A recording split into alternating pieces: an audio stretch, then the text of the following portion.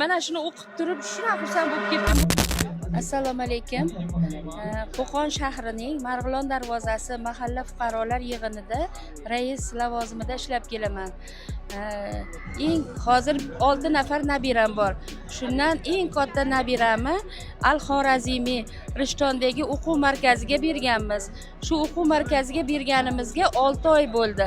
Shu 6 oyda o'sha yerda ustozlarning mehnati, ularni hali yurakdan bergan mana shu bilimlari natijasida o'z natijasini berdi. 97% bilan nabiram sertifikat oldilar matematika fanidan.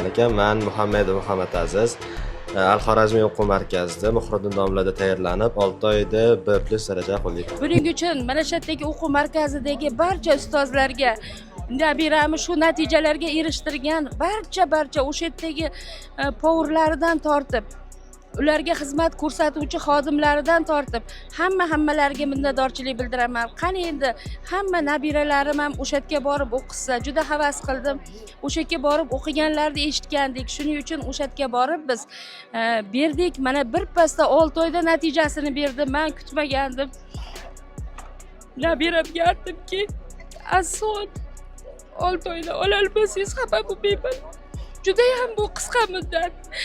Lekin albatta siz ham olasiz" degandik. Lekin bu o'sha yerdagi ustozlarning mehnati 6 oyda natijasini berdi. Rahmat, hammalaringga minnatdorchilik bildiraman. Tabriklaymiz. Xudo xolasa bu nabiralar sizni barcha orzu niyatlaringizni amalga oshiradi. Va ish yarmarkasida Qo'qon universitetida xolamni uchratib qo'ydik.